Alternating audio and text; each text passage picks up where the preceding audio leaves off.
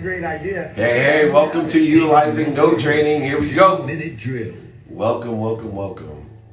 Beautiful. Hello, everyone. Welcome to Utilizing No Training. It is Friday, and it's my favorite day because we get to empower others. And this training is utilizing no. So many people have problems with no. They have problems saying no. They have problems receiving no. And we are so excited to be here. If you want the exercises, guides, and books from today, you just got to email me, david@dmeltzer.com. Go ahead, email me. If at any time you want any books, guys, it's all free, so don't worry. All right, let's get started. We will be doing Q&A after the training, as always, so put your questions in. We love them in the Q&A section on Clubhouse, on IG, and on the webinar. All those places we'll be answering questions from. Okay, let's start by setting your perspective about no. Instead of seeing no as a stop sign, instead of seeing no as rejection, what we want to do is see no as your guide. We want to see no as a guide, and also we want to see no as your shield. So many people see the inverse to be true about no. They think that somehow no creates the shortage, voids, and obstacles. Somehow no is in their way, is a gatekeeper. And actually, if you utilize no correctly, no is your guide and no is your shield. Because no is like pain. It's an indicator. And it's an indicator, not a stop sign, not a void, a shortage, or an obstacle. No is an indicator that you have a lesson to learn to get to a better place, a better situation. In other words, no is going to guide you, but it only will guide you if you have faith. See, it takes that perspective of this wasn't for me, everything happens for me and through me at the right place at the perfect time. Therefore, if the universe or another person or a situation is giving me feedback to stop, to say no, to reject me, it's actually in my benefit. It's a guide telling me there's something better. No. Don't go that way. There's a cliff, right? Just like the cartoons, or my favorite book, the monster at the end of the book. No, don't turn the page. And then it's just you at the end of the book. So think about no from now on as your guide. Think as no as your shield, and no will change for you and through you to put you to a better place, a better situation, or make your situation better. So there's some questions that we have to ask ourselves when no is your guide, when no is your shield. Number one, when no appears, the question is, what should I do now? When no is your shield, what would and where should I go? When no is your guide and no is your shield, you have to ask, then what should I say and to whom? What should I do? Where should I go? And what should I say and to whom? All should be utilized when no is our guide or our shield. And we use it as our guide or our shield in what we learn to say in the context of no. More people, I think, have a problem saying no than receiving it. Because in the context of life, you are going to receive no. You're going to get rejected for applications. You're going to see no from the time you're born. Don't do that. Don't do this. No. And what we actually are afraid of is not receiving no, because we're well rehearsed in that. It's learning to say no. We're made by the people that we say no to.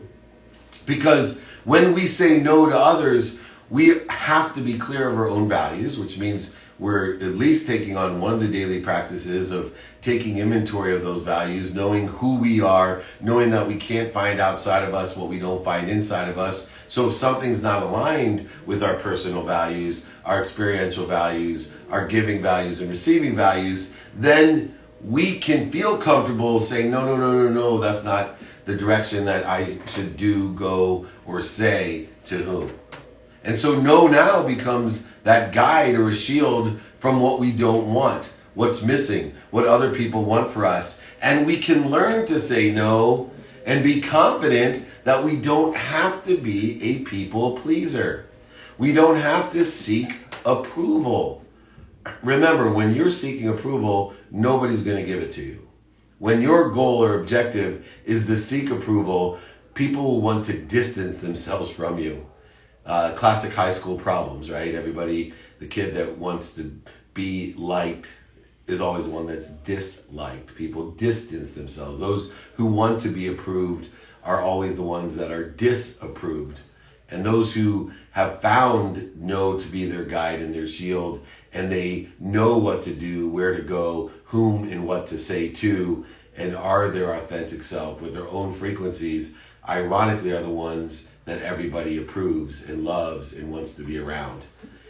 You are made by the people that you say no to because it's an indicator to them, a guide to them of who you are, where you're going, and what and whom you say it to. Without that ability of directing other people of your frequency, of saying, no, I don't do that. Oh, come on, I don't do that. I don't like those people. I don't like what they're doing. I don't like that for me. I don't eat that. I don't go there. I don't speak that. I don't use that language. People start realizing what your frequency is, and they're guided to who you are. And then they're attracted to you, and they give you their approval, their love, their like. All the things that's counterintuitive when we seek those things and others distance themselves from us with that intention. And it really is relative to what I teach is the great chain of feeding, that utilizing no and understanding learning to say no in variance allows us to detect whether somebody feeds us and allows us to feed them, allows people that don't feed us to allow them to separate, dissipate, or dissolve from us, or in the variance of someone bleeding us, we can stand up for ourselves because we know what we're supposed to do, where we're supposed to go, what we're supposed to say and to whom. So now we feel confident in firing someone from our lives or allowing them to fall away at the very least. The great chain of feeding and understand how we can grow, expand, and accelerate utilizing the best that are around us, surrounding ourselves with the right people and the right idea, absolutely has to utilize no as our guide and as shield from those who try to bleed us. And our intention, though, although we say no in order to figure out where to go, what to do, whom to say, and what to say, but our intention should be to find the yes. And so what I utilize and learn to say, if someone is apparent immediately without vetting that they're not aligned with my values, then I articulate no directly. In other words, I fire that idea, that place, that thing, that person from my life immediately if I can detect immediately without vetting that they're not aligned. So if someone would ask me to attack somebody, right, I fall within the 13%, no matter what you say, that's not aligned with my values. I am not going to attack anyone. That's in every level not aligned with who I am, so I'm going to say no. But if somebody asks me something that I would consider doing, or would consider going, or would consider saying, or would consider the person to whom I say it, then I say yes or how. But then I vet.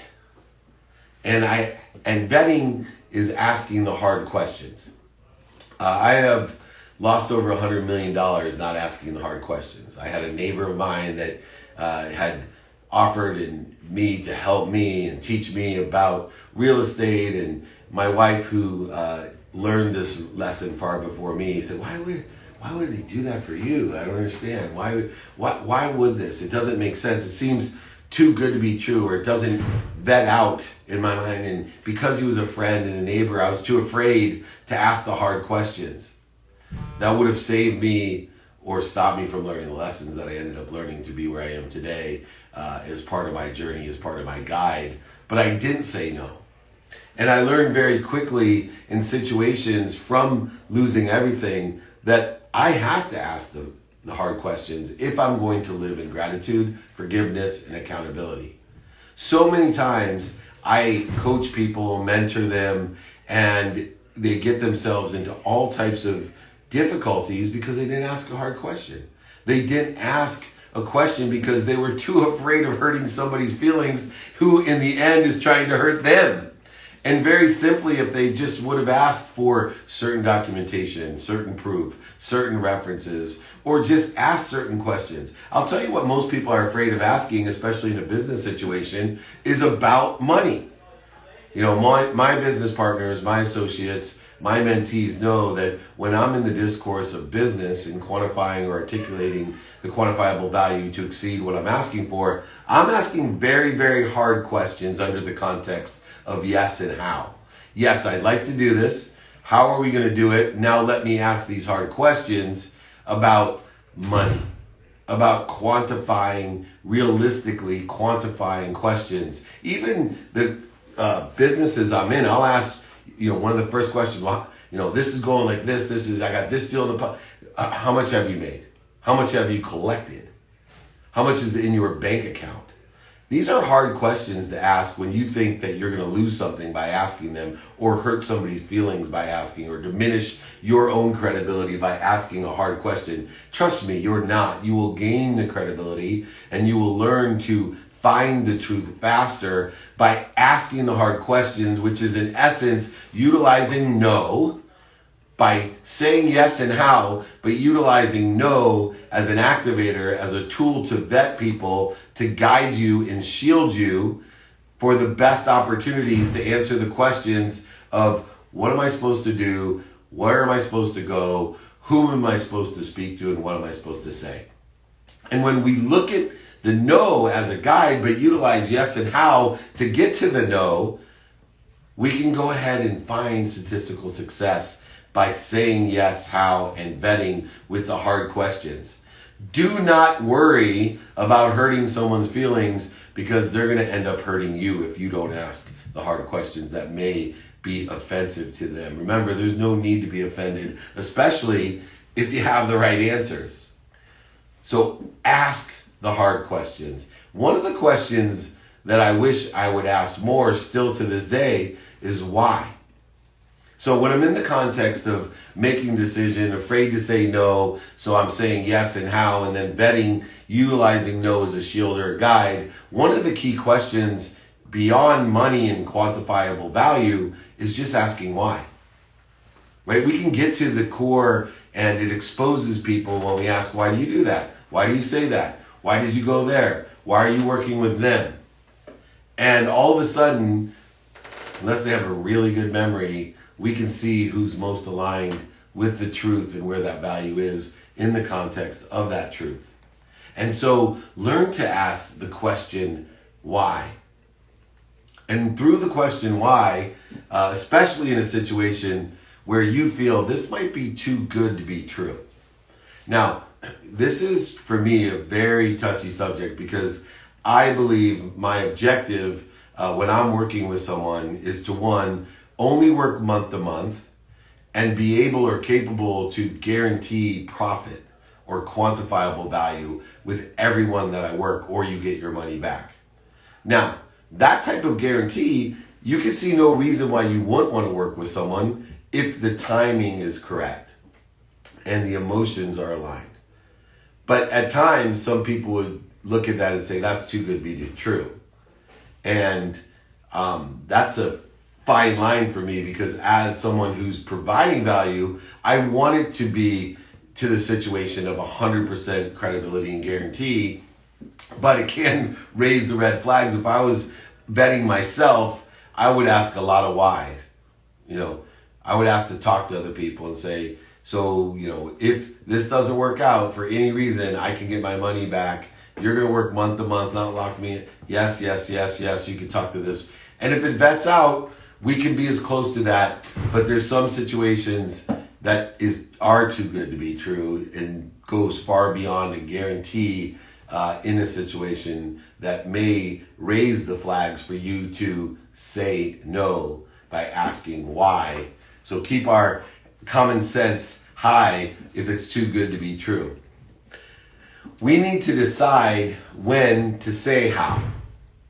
I used to think it was always, but now taking inventory of my values every day, as I stated earlier, if initially it vets out where it's just not aligned with what I want to do according to my personal experiential giving and receiving values, where I want to go, what I want to say and to whom, I immediately say, this isn't the right time. Notice I don't say no, actually. I say this isn't the right time. Because why? Because I take inventory of my values every day. I'm not afraid of being a hypocrite, meaning I'm not afraid to change my mind. I know I don't know what I don't know. In other words, I live in radical humility, constantly searching for my potential and understanding I don't take myself so seriously. So I will not, after vetting through something, have to say no. I will say this isn't the right time. And if they ask when they should follow up, I will give them an estimate on when my circumstances or values may change. And if I don't think they'll change, and I could be wrong, I will tell them that I will call them or get back to them when the timing is right, if I don't know that timing, or I don't suspect the timing to be within a week, a month, or a year, whatever it may be. Sometimes we know, because things change. For example, I might say, this isn't the right time, call me when things open up and the pandemic has subsided. That would be a variable of time that I may or may not know according to the values of the deal and who I'm dealing with. And then there's other things that may just be determinative that I will never really know until I take inventory of my values and something changes or I learn something else.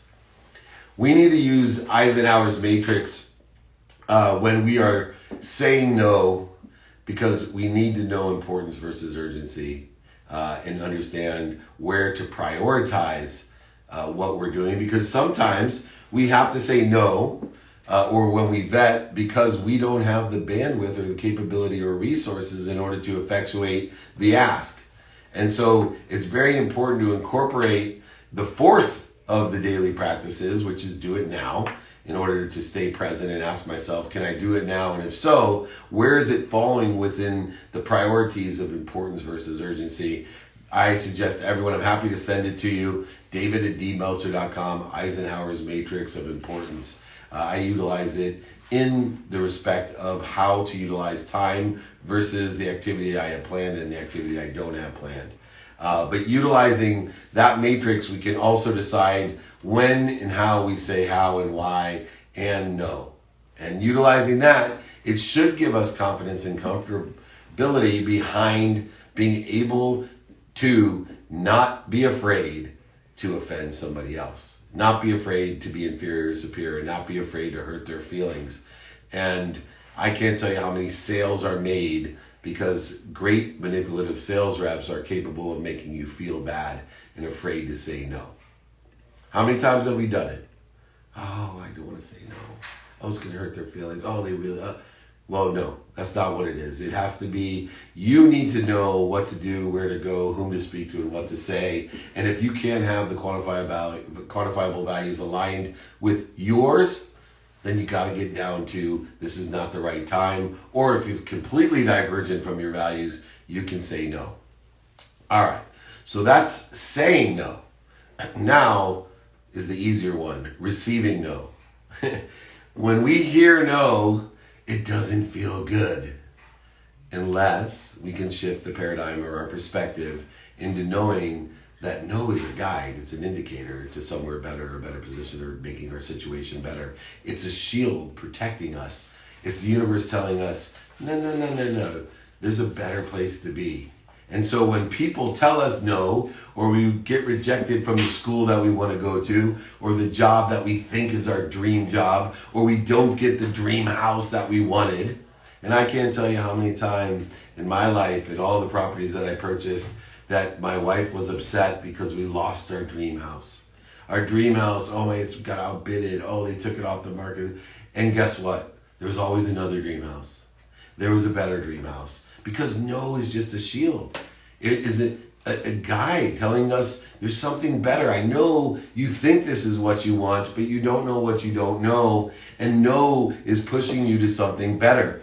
And if you can do that, I promise you, your entire life will change. You won't care when you don't get into the school that you wanted to get into, or the job that you wanted, or the girl or guy that you wanted to go out with. If they don't like you or don't want to go out with you, you will rejoice in the fact that you just saved a ton of time, money, and resources chasing something that's not good for you, because you have faith that you're going to end up somewhere better, and no is the indicator, the guide, the shield, and the turn signal to put you into the place. No is a virtual pain, right? Pain will tell you, mental, physical, spiritual, emotional, financial pain will tell you that you have a different direction to go, a lesson to learn to get to a better place, a better situation, or make your situation better. But so will no. And so I've developed 2 rules that have helped me understand no. The first is the 25 no rule. And the 25 no rule has helped me when I'm pursuing something and raising money, trying to get a new opportunity, selling something. Every time I get a no, I tell myself, oh, good, I'm 1 no closer to what I want. And I go ahead and put an arbitrary number of 25 on it, because most people will quit before they get to 25 no's. I will tell you, the more no's that you get, the greater achievement you will have. Think about all the bests, how many times they were told no. My favorite, of course, is one of my mentors, Jack Canfield, who wrote the most popular book of all time, Chicken Soup for the Soul, and he had 112 no's. 112 publishers said, no, this book sucks, it can't sell, but yet it sold over 500 million copies. Because guess what? Not only don't you know what you don't know, but the people you are asking know even less about what you know and don't know. Think about that. That's a lot to understand. But when you unravel that, you'll realize that the 25 no's allows you to utilize the consistent, persistent pursuit of your potential, knowing that you have to put forth 90% of the effort just to get to somewhere where you can effectively see a result, which is about 25% of the way there. Until we get to 25% of the way there, there's no indication that we're getting anywhere. So people feel stuck and they quit, and they keep receiving no until they start believing the no. So I utilize the 25 no rule so that at 10 no's, I'm excited. Oh, I'm getting close. At 15 no's, even more excited. At 20, even more excited. At 24 no's, I'm super excited because I know I'm almost there. Every no puts you closer to what you want, not farther away, because it's a guide, it's a shield.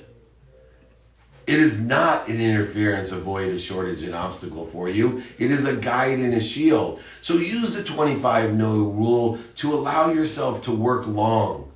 Meaning long in perspective, that things take time, and every time I get a no puts me that much closer to what I want, and I actually have faith that I'm going to end up somewhere better than I want. I promise you, 500 million books sold by my friend Jack Canfield was far greater than what he expected or wanted. Why? Because he proved he had the faith. How many people would take 112 no's without starting to look for what's missing, what they don't want, or what other people think of what they have? That's just the universe telling you got something really big. When you get past 10, 15, 20, 25 no's, that just means you have something really big coming up for you. If it wasn't that big, they'd say yes right away. Because there's not as much to learn. It doesn't have to shield you. When things are completely aligned already, it is just a guide towards exactly what you want, which creates an accelerant for what you want. And then finally, my last rule for no, to receiving no. It's called the 3 no rule. I think the most common question I get in my private sales group is, how do I know the difference between persistence and being annoying? How do I know how many times to keep calling back? How many times do I accept no and then move on? Well, first of all, look for open minds, right? We'll increase our statistical success because it takes 1,000 times as much effort to change a closed mind as it does to get one open mind. You have 1,000 open minds in the time you get one closed mind to say yes to you. But the 3 no rule is so interesting. So when I'm looking for an answer, I'm looking either to set a meeting or to close a deal or some sort of yes or no situation within the cycle of sales. or life, by the way, which can include sales all the time, especially if you have kids. You got to be extremely talented, but more, especially if they're teenagers, especially if they're girl teenagers. I'm probably going too detailed here because they're watching. Anyway, 3-no rule.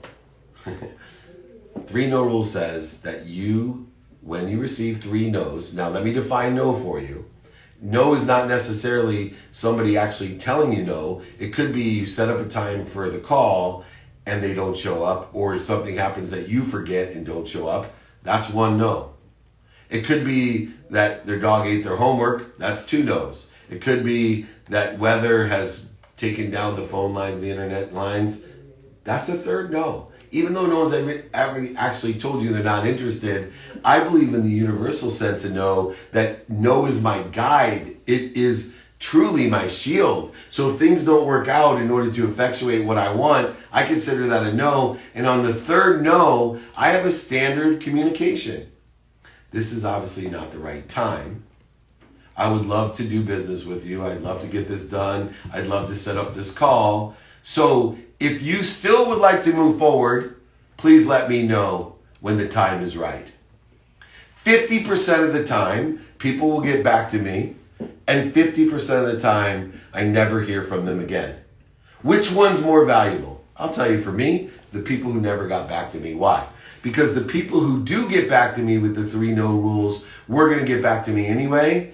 I just accelerated the time frame with a compelling event that I was walking away, or empowering them that I wasn't going to bother them anymore, or call them anymore, or reach out to them anymore. But those people who call me back were going to do that anyway. It was just a matter of time. I just accelerated it. So it has a smaller quantitative value than what?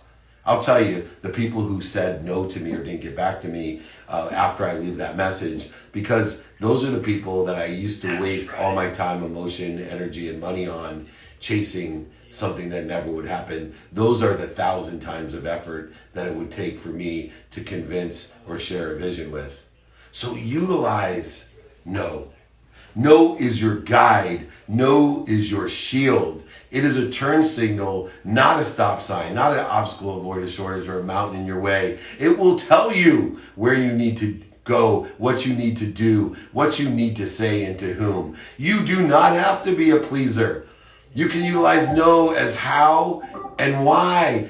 Trust and vet. Ask the hard questions. Don't be afraid to offend other people. Don't be afraid of anything other than guiding yourself to something bigger and better, a better situation.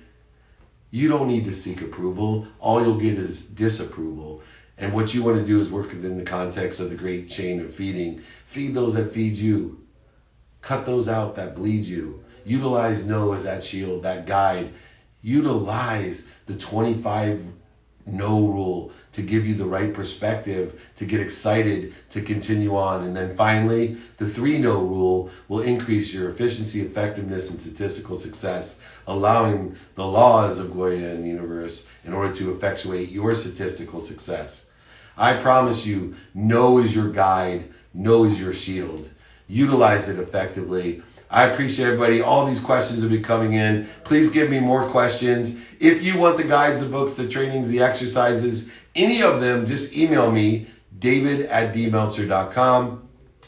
Next week's training is on innovator versus entrepreneur, ideation versus execution. Make sure you join me next Friday. If anyone misses this, wants to see it again, it is replayed every Monday. The playbook has all my stuff. Entrepreneurs, millionaires, billionaires, celebrities, athletes, entertainers, and my trainings. Download the playbook. It's all free. Like it, share it. The playbook. Here we go. Let's answer some questions. I will start here online and we'll move. We're on Clubhouse as well. Our first person on Clubhouse is, hold on one second, I'll get one offline.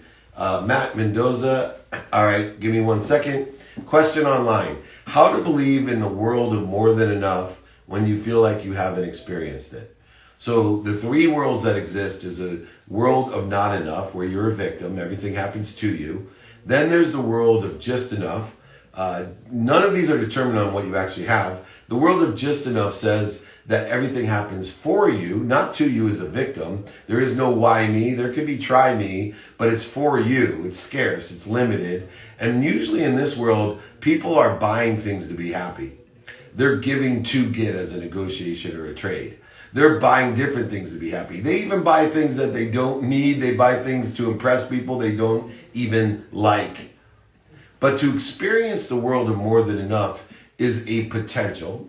It's a potential that we can utilize as a pursuit to feel as if we, for just an instant, can live between limitlessness and infinity. That we actually can feel as if I am here to receive, to give everything away. I am completely confident and unconditional that I am here to give my entire life away, to allow everything not to happen to me as a victim, not to happen for me where money buys love and happiness, but through me for everyone else in an abundant way. And if you haven't experienced it, then go do a good deed and you will. The simplest way to experience the world of more than enough is go out and do something for someone else. Give somebody acknowledgement, a smile. I heard today on Clubhouse, I loved it, right? What are the two things that you can give away but still keep for yourself? Your smile and your knowledge. You want to experience abundance? Give away your smile, give away your knowledge. Be a coach, be a mentor, do good deeds, smile, acknowledge people, look them in the eye. Give away your smiles, give away your knowledge. It's something that you can give away but yet still keep. I love it. That's how we experience it. And you crawl before you walk, before you run. All right, Mr. Mendoza, what do you got for me? So you just shared your two routines. So after consecutive days on your adaptable routine, do you ever find it challenging to get back to your normal routine? So what you're referring to is the post. I posted up my daily routine and my adaptable routine. And look, you want to come up with a well-developed plan, you're going to make God laugh at you. So 2 days is nothing compared to what I experience in real life with my adaptable routine. One of the nuances that a lot of people didn't catch in the routines is, number one, I deal with minimums of times. I know some people, a little bit of the trolls and the negatrons, the electrons out there were like, that's disgusting. You only spend 2 minutes a day with your child. My teenage girls, by the way, which it's a miracle they'll even spend 2 minutes a day with me. But 2 minutes a day is worth more than 2 hours on a Saturday. And I don't know many parents that get to spend a minimum of 2 minutes a day with their children. But for me, that's a minimum. But moving on to your thing, one of the nuances of my adaptable routine is not only making sure I take care of myself by a minimum of an hour a day on my health, not only making sure I prioritize my family with the minimums amount of time, 30 minutes minimum with my wife every day, 30 minutes minimum with my 10-year-old son every day, 2 minutes minimum with each of my teenage daughters every day, and a minimum of 1 minute with my mom every day to tell her I'm happy, I'm healthy, I love her and appreciate her. But the third non-negotiable is the temperance between the set routine and the adaptable routine, because what do I do as a third non-negotiable beyond my own health and my family? Student in my calendar. Why? Because student in my calendar that allows me to effectuate the portions of the activities that I have planned, the activities I don't have planned, and my sleep. It allows me to temper the adjustments that I have to make with what I have planned. It allows me to live with radical humility, to create efficiencies, effectiveness, and statistical success. So for me, I can go 10, 20 days on the adaptable routine, and the only thing the adaptable routine really does is create a few new nuances for whatever I have to adapt to, but I may be getting 80, 90, 95, sometimes 50% of my set routine executed on, because my third non-negotiable is to be a student of my calendar. I'm still paying attention to and giving intention to the coincidences I want of what I have planned, what I don't have planned, my sleep. I'm still utilizing the lenses of productivity, accessibility, and gratitude in everything that I do. I'm still trying to be as efficient, effective, and statistically successful as I can. I'm still starting my day today. I start my tomorrow today at 9 p.m. Still the best shift in the paradigm of my life, and can't even imagine how much you plateau and grow by starting your day at 9 p.m. it's incredible how you can utilize the greatest connection, source of light, love, and lessons, that subconscious clearance, subconsciously and unconsciously, by starting your day at 9 p.m. and not adhering to the man-made construct of time. All right, we'll take the next question online and bring up my next friend on Clubhouse, Rob Key Gonzalez. You'll come on up while I answer this quick question. How do I know when it's right to say no?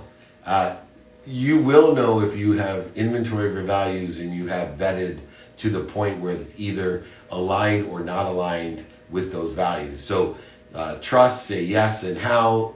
But according to timing, as soon as you know it's divergent from the values that you have for that day, whether it's immediately or after 5, 10, or 20 minutes of questioning, you will find a divergence from what you should say, do, whom you should say it to, where you should go. And according to your values, you will easily know this is not the right time as your response. So excellent on the timing side. Rob Key, what question do you have for me? Hey, brother, first and foremost, I want to sing your songs and praises because you've been killing it on Breakfast with Champions. All the advice and the feedback has been amazing. So, thank you. Question I've got for you, brother, is with the concept of we're standing on the shoulders of giants, our perspective has everything to do with the solutions that we pursue or the goals that we set. Is we can only set them as far as the eye can see, right?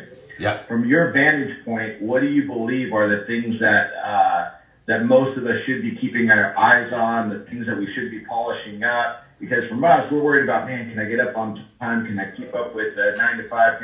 Whatever that is, from your perspective, what do you think are the biggest things that we should be focusing on tackling during the pandemic, during this digital age, to really stay ahead of the curve? What do you think those things are? For me, it's capabilities and looking every day at the skills that we have, the knowledge of what and who that we have, and maintaining our desire, right? Our mindset and our heart set that's relative to the skills and the knowledge that we have.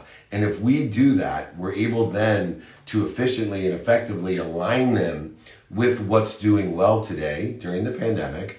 We can align them, find what's supplementary or synergistic to what's stable today, and then also take a couple lottery tickets. We may want to, according to our own timing and our own risk tolerance, see what we think we'll be doing well in the future. But I think a lot of people are looking outside of themselves, and instead, if you look at what you have control of, your mindset, your heart set, and the conscious continuum that you have control of, what you think, say, do, believe, even your personality traits, characteristics, obsessions, and addictions, and utilize your skills, knowledge, capabilities, and desires for what's doing well, what's stable, or what you think is going to do well. I think you'll realize that during the pandemic, there is way more problems and a lot of need. And with problems and need, as my friend Sharon Lecter says there, especially on Clubhouse, comes huge opportunity. And all the people that I know that have sought out the opportunities from the problems or needs are doing extremely well when they've aligned their capabilities, skills, knowledge, and desire to those problems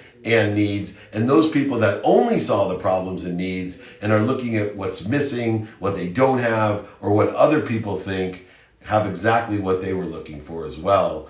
They're only getting problems, needs, what's missing, or what other people think as well. Does that sound fair? Sounds great, brother. Thank you. Thank you, Rocky. I appreciate it. All right, let me take another question online. Is my friend Gigi's here, and we'll bring her up. Let me check the next question. How do you deal with people who get offended from hearing no? Well, first of all, you need to know that you have no need to be offended from hearing no. And so the way that I deal with people who get offended with saying no is try to, number one, allow them to understand the reasons, impacts, and capabilities of the no, understand that it's a shield and a guide for them as well, and pray for their happiness for that alignment to the understanding But we should not have a need to be offended. And if we don't have a need to be offended, we can't give what we don't have. We should have no offense taken. And if someone has that need, it should be an indicator or a guide to you that we don't want to surround ourselves with the wrong people or the wrong ideas. I used to, as a pleaser, as someone who wanted to be accepted and approved by so many, I would not only take offense from those who get offended and then continue the horrible cycle of void shortages and obstacles and feeling bad, but now I see it as a gift. Just like when something happens, a sink overflows or someone keys my car, I see it as a blessing because it's a reminder of how blessed I am that this doesn't affect me in any way, that this only allows me to see the perfection in myself when things that are imperfect happen in the course of my life. Or I see someone that somebody may ask is imperfect in some way or needs help in some way. I think it's an opportunity for me to find my perfection. So inverse the offense to yourself, project it with understanding, and pray for their happiness, and you'll find that the interferences will dissipate or dissolve from your life and hopefully as well with theirs. Next up is my friend Gigi. Gigi, hi, what question do you have? Hi, David. So my question is, I think that hearing no and saying no is also tied up to the condition we grow up with and what is in our nature. So how do we start hearing from that and say, this is where I am, as you say, I can be a hypocrite, this is what I know, and this is what I'm going to say now. Or when I hear no, it's not a failure, it's just a lesson. Because for me, that's when everything started to change, and I'm saving a lot of time, as you say. So how can people do that? Because I posted something about us being in the cages that we are actually built for ourselves to fit in and not behaving according to our values. So, yeah. So like anything else, we have to, number one, know that it's a practice. And whenever I'm practicing something, I use the term minutes and moments to help me. Meaning that if I'm practicing something and I go outside of my intention of what I'm practicing, so if it's, not to be a pleaser or not to have a need of the ego, and I find myself in an ego-based consciousness or with a need to be offended or seeking approval when someone says no to me or feeling separation when someone says no, I remind myself first to identify why I feel that way. I ask myself why, and then two, I go ahead and seek out and understand if I can spend only minutes and moments in that space by getting back to center. And I know that number one, it's a practice, and two, like you said, that I don't know that I'm just on the enjoyment of the consistent, persistent pursuit of my potential. So my enjoyment is critical into the journey of learning and the journey of expansion and growth. And if I'm not enjoying it, if I can't learn to love it, then I'm not going to do it. And I'm going to make sure that I take enough time trying to learn from it, to use pain as a shield, to use no as a shield and as a indicator and a guide to something better. And if I can't find that and learn that in order to change my perspective, then utilizing Eisenhower's matrix, like I said, it's just much going to be put onto the back burner, or I'm going to dissipate or dissolve it from my life, allow it to fall away or fire it from my life. So please remember, this is all a journey, it's all a practice. And if we go off course, we want to only go off course for minutes and moments. So remind yourself that I'm off course and I don't want to spend all day here. How and what mechanisms could I use to spend minutes and moments in that place? Thank you so much, Gigi. I appreciate you as always. Awesome. Next, thank you. All right. Next up on Clubhouse, Chris Magdill, and I'm going to take another question from online real quick. Somebody asked me, "What does trust the universe mean?" I'm not sure I've ever gotten this question. I love it though. So for me, faith, right? Trusting the universe says to me three things. You need to trust the universe that you're at the right place at the perfect time. Trusting the universe says that I'm part of oneness, that there's something bigger than me. I can define it however I want, and it will design me however it wants. And if I trust the universe, number one, I must be happy where I'm at. I'm at the right place at the perfect time. If I trust the universe, I will be willing to give everything away, utilizing the law of Goya, my friend John Asseroff, get off my ass and do everything I can to angle to what I want, using pain and no as my guide or my shield to angle towards what I want, a big objective, a big vision, a big goal. But third, trust the universe is not only I'm happy where I'm at, not only being able to have the desire that I must be what I can be and utilize pain as an indicator and no as an indicator, a guide, or a shield, but trusting the universe, most importantly, is I have faith in everything that occurs in my journey that I'm going to end up somewhere better. And so many people think they're going to end up with what's missing, what they don't want, or what other people want for them. If you trust the universe, you will be happy where you're at. You will angle to something better, using pain and no as an indicator and a shield and a guide, but having faith, most importantly, and trusting the universe that you will end up somewhere better. All right, Chris, come on up. What question you have for me? Hey, David. Thank you for making our days better with great advice at all times. My question for you is, how do we find the right balance between studying actually and using all that knowledge towards creating a business or something meaningful? Because I feel like a lot of people nowadays just get stuck in the loop of studying, reading books, and never get to benefit from using that knowledge on practice. Well, that's a great question, especially as I'm someone that's spent so many years in school. So studying means more than being more interested than interesting. And I think when we take on a true definition of studying, which includes not only paying attention to, which is going to school and being more interested than interesting, and but also giving intention to, not only what we think and say, but now what we do, what we believe, and affecting and impacting our quantum memories, our personalities change, what characteristics, our obsessions and addictions, all are directed towards and through this idea that is evolving and growing and expanding at all times, because I'm continuing, every day I do research, I pay attention, but I also spend a majority of my time giving intention to what I've learned.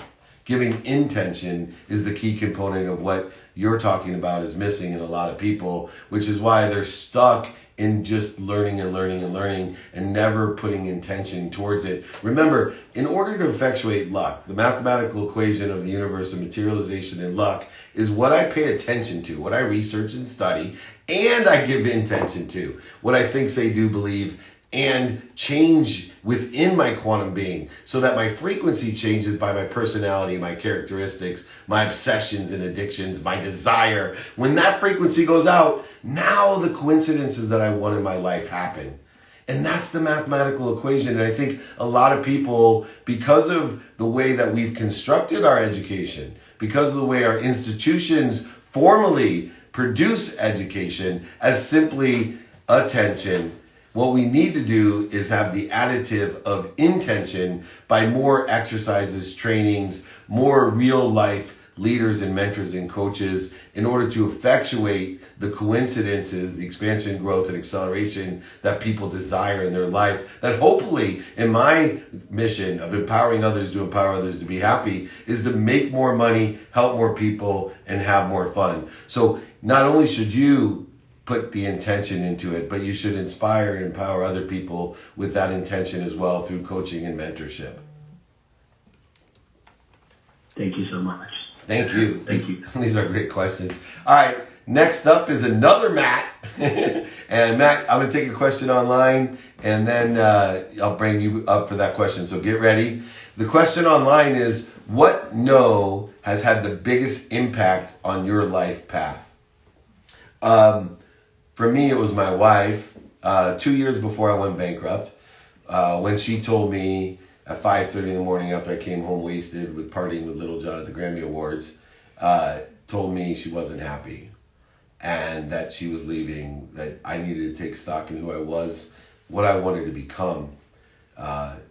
And that no, that rejection, which I initially responded with the need to be offended. I couldn't believe she wasn't happy. I couldn't believe she could dare say these things to me. I told her to look around her. Look what we have. How dare you even talk to me this way? But as I found out later, the next day, as I reminded myself from a jacket that my dad gave me, that reminded me that I was here to give everything away, that I wasn't supposed to be the richest man in the cemetery, that money doesn't buy love or happiness, but it allows me to shop. And if I shop for the right things through gratitude and forgiveness and accountability, if I live an inspired life, in spirit, connected to everyone, that I could give my life away and I could still receive more than I ever have to give away to everyone else. And that one no, that no that I received at 5:30 in the morning had the biggest impact on my life. And I wouldn't be here today. I wouldn't be the person I am today. I wouldn't be on the journey I am today, but for the second biggest no my wife gave me. The first no she gave me was a 6th grade camp when she said she didn't want to be my girlfriend. And then it took another 20 years or so to start dating her. But the biggest no was when she was going to leave me and told me to take stock in who I was and what I wanted to become. There's a great book by Steve Burns out there, Don't Take Yes for an Answer. And I was taking yes for an answer for over a decade from everyone around me. Yes, yes, yes, yes, yes. Just sucking up to me, telling me what I wanted to hear. And I still today am just so grateful that I had attracted my wife into my life to give me the biggest no of my life, which changed the direct path of that life to empower others to be happy. Thanks for that question. Matt Young, come on up. We got 8 minutes left. What question you got? Thank you very much, David. I'm based in London, so I'm a little bit different on your time schedule. So I just wanted to tap into a little bit, and apologies if this has come up already, but a little bit tapping into your own personal regime, your own personal day-to-day. As a coach myself and working with people, I'm really fascinated on how do you condition your mind each day, your body each day, to go out there and serve at the level that you do. What are your daily sort of rituals, your daily habits, your daily behaviours that will ultimately keep you at the top and keep you performing at such a high level, wants to give so much and provide so much service and value to others? So that's something that I try to implement in my day-to-day, or I do implement into my day-to-day, but I'm always fascinated by people like yourself who achieve so much and continue to, how you repeatedly do it over years and decades to really produce high results. Yeah, perfect. So beyond what I've talked about with one, having 2 routines, a daily routine, which starts at 9 p.m. by unwinding, in other words, positioning my body, number one, for the best recovery that it can. So I'm starting my day at 9 p.m., shifting the paradigm of normal man-made constructs of time so that I'm positioning my mind, body, and soul to elevate itself, to plateau and grow. Most people, they live the myth of Sisyphus, Camus the Stranger, right? They push a boulder up a hill all the way up to the top, and then they allow it just to roll down for the beginning of the day when they wake up. Not me. I start my day at 9 p.m. at the highest level when the boulder's at the top of the hill. Then I position my body by an unwinding routine with no negative energy, no caffeine, alcohol, drugs, no negative conversations or ideas, and positioning not only my body to recover quicker and better, but also my subconscious and unconscious mind cleared from any interference of the ego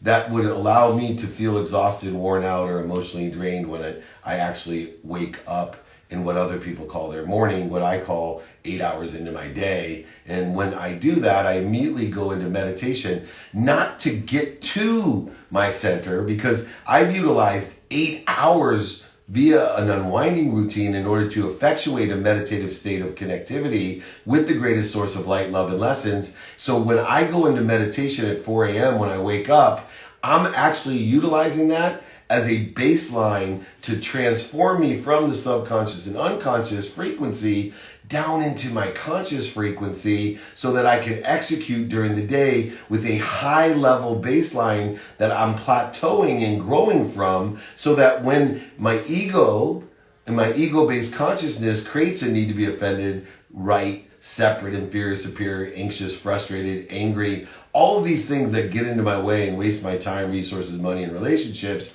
instead of wasting it and accelerating into the wrong direction, I'm able to create a baseline through that meditation in order to effectuate knowing when I'm at my higher self, so I can grow from that point, not starting over every day again, and utilizing, the 4 values I have: gratitude, forgiveness, accountability, and inspiration, utilizing 5 daily practices of knowing my what, knowing my who, meaning who has it. Fastest way to get to where I want is to find someone that's already there and ask them directions. We talked about knowing our how, which is being a student of the calendar with productivity, accessibility, and gratitude. And then knowing my now, which we also talked about, doing it now, which we talked about using know as our guide and as our shield to do what we want to do and prioritize correctly, do what we do now, because the difference between happy and unhappy people is happy people get stuff done, which is what your question's about. And then, of course, practicing ending the fear or ending the acceleration in the wrong trajectory, utilizing no and rejection as a stop sign instead of what? As an indicator, as a shield, as a guide to put us into that higher frequency, our better place, a better position, by knowing that we have this baseline. And so I think if everyone here utilizes 2 routines, an adaptable routine, a set routine, they understand the 4 values and the 5 daily practices, by the way, which I am happy to send, as this training is about, to give for free to everyone. I will send it to you. I'll ship it to you. I'll email it to you. No expense. Please just email me, david@dmeltzer.com, and I will give you these directives written down, because if anyone here can remember what the heck I just said, then you should not be on this call. You should be teaching me, because I don't even remember everything I said. So I've written it down into a document to give to everybody. So go ahead, email me, david@dmeltzer.com. I'm going to read one more question from here. We got 2 minutes left. I appreciate everybody on IG, on Clubhouse, and on the webinar. Join me every Friday. Next week's training's on innovator versus entrepreneur, ideation versus execution. So I want to end with this one. How can parents effectively use yes and no with their kids? I think you got to add one in there. How? My kid comes to me and wants a Ferrari. Who am I to say you can't have it? For me, it's how are we going to get it? And so I'll create some sort of program to see how much they really want, whatever it is that they want. Obviously, determinative upon protecting them, there's certain degrees where you need to say no, but I really work to say how almost all the time with my children. I allow them to make decisions based off of dummy tax that I've paid and trying to illustrate or illuminate what the impacts, the reasons, and capabilities are, determinative upon what they want to do. But I love to empower my children to make their own decisions if, of course, they are surrounding themselves, for example, the wrong people, the wrong ideas. I will tell them initially, show me your friends, I'll show you your future. But I will, one of the few things, extract my children from situational energies that I have no control or will lose control from. So only time I always told my wife that I'd ever move from my house is if my kids were in the wrong position, because I do not want to lose control of the people and ideas, the friends that they surround themselves with. So I'm very conscious with that. But most of the time, say how. Allow your kids to learn from your dummy tax. Don't tell them what to do. Illustrate to them, illuminate to them what options they have, what reasons, impacts, and capabilities they have that are aligned with those options, and then allow them to learn. It's the most painful thing you can do, is to allow your kids to experience pain and know themselves. But remember, all they're experiencing is a turn signal, an indicator, a guide, and a shield. Thank you, everyone, so much. Email me, david@dmeltzer.com. Happy every day to answer these questions. Reach out to me. We have Ask Me Anything Mondays. We have More Good News Wednesdays. And, of course, trainings on Fridays, Clubhouse, Instagram, and webinars. This is David Meltzer, david@dmeltzer.com. Remember, everyone, be kind to your future self and do good deeds. Thank you so much.